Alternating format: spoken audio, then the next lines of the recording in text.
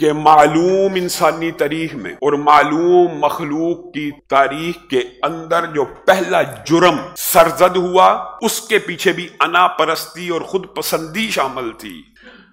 مساوات حقیقی جو ہے اس کے چیپٹرز میں یا اس کے آپ سبجیکٹ کے اندر اگر محسوس کریں تو بہت سی باتیں آ جاتی۔ مساوات ہوتی کیوں نہیں؟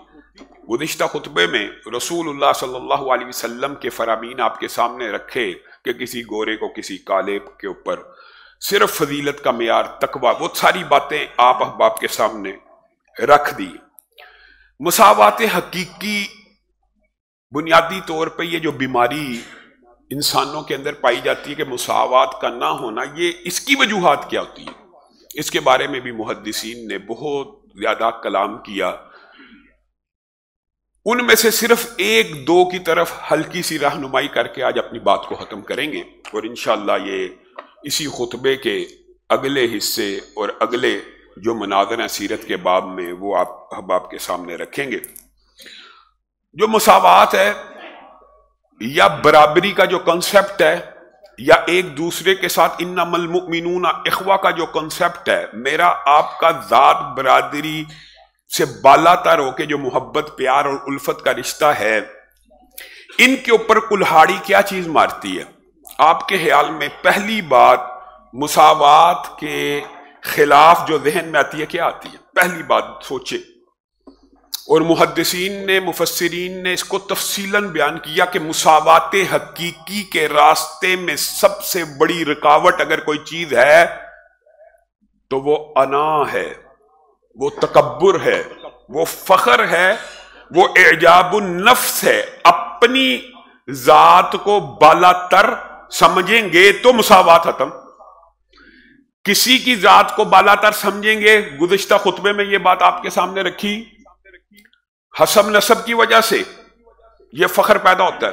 انا پسندی، اعجاب النفس کی بھی جو وجوہات ہیں وہ بھی بڑی کامن ہیں، جو گزشتہ خطبے میں آپ کے سامنے رکھی کہ حسب نسب کی بنیاد کے اوپر کسی کے اوپر فضیلت نہیں ہے، لیکن انسان کے اندر فخر کہاں پیدا ہوتا ہے؟ حسب نسب یا تخلیق یا حسن و جمال یا شہرت یا مال و دولت، یہ ساری باتیں مساوات کے اوپر کلہاڑی چلا دینے والی۔ تو گویا بنیادی جو بیماری ہے، بنیادی بیماری اگر اس پورے سبجیکٹ کا لب لباب بیان کیا جائے تو وہ انا پسندی ہے، اور انا پسندی کے اندر بہت سے چیپٹر ہیں، ان میں ایک فخر ہے، ان میں ایک تکبر ہے، ان میں ایک غرور ہے، اور انہی کے اندر بنیادی طور پہ دو ضمنی سبجیکٹس بھی ہیں۔ بات بہت طویل ہو جائے گی، اس لیے صرف اشارہ کرنا مقصود ہے۔ ریاکاری، آپ سمجھیں گے کہ ریاکاری کا انا پسندی کے ساتھ کیا تعلق؟ بڑا گہرا تعلق ہے۔ ریاکاری کا جو مرض ہوتا ہے وہ بھی اس انا پسندی کی وجہ سے انسان کے اندر آتا ہے کہ یہ جو میں، ریاکاری کی بنیاد بھی یہی ہے، اور حسد کی بنیاد بھی یہی ہے۔ حسد انسان کسی دوسرے سے کیوں کرتا ہے؟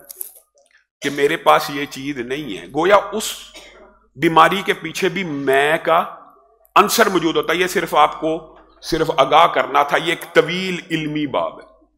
آج جس موضوع کے اوپر گفتگو کرنی ہے وہ یہ ہے کہ مساوات حقیقی کا جو زہر قاتل ہے وہ انا ہے، وہ خود پسندی ہے، وہ اپنی ذات کو دوسروں سے بالا دست، بہتر اور اچھا سمجھنا ہے۔ اور حقیقت بات یہ ہے، حقیقت ہے کہ معلوم انسانی تاریخ میں اور معلوم مخلوق کی تاریخ کے اندر جو پہلا جرم سرزد ہوا اس کے پیچھے بھی انا پرستی اور خود پسندی شامل تھی۔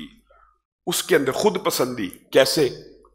انا خیر منہ، اللہ تعالیٰ نے حکم دیا آدم کو سجدہ کرو، تو ابلیس نے پہلا جو جملہ لفظ بھی انا بولا، اسی کو ہم ڈسکس کریں۔ انا، میں جس کو کہتے ہیں میں ہر وقت، انا خیر منہ، اے اللہ مجھے آپ سجدے کا حکم دے رہے ہیں، حکم خداوندی تھا، حکم الہی تھا، چاہیے تو یہ تھا بس بغیر سوچے سمجھے سر تسلیم خم کر لیتا، دلائل دیتا ہے، بڑا انٹلیکچوئل بنتا ہے۔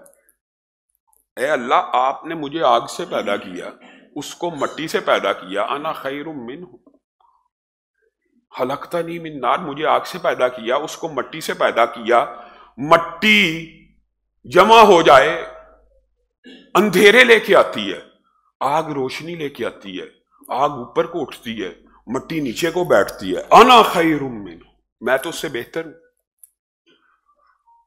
یہ انا پسندی، یہ خود پسندی، یہ اعجاب النفس ابلیس کے اندر سب سے پہلے پیدا ہوا، اور آج تک پوری انسانیت کو گمراہ کرنے کے لیے ابلیس کے بڑے ہتھیاروں میں سے یہ اعجاب النفس ہے، خود پسندی، اپنی ذات کے ساتھ محبت کرنا، اپنی ذات کو دوسروں سے بالادست سمجھنا، چاہے وہی بات حسب نسب کی وجہ سے ہو، چاہے دولت کی وجہ سے ہو، چاہے شہرت کی وجہ سے ہو،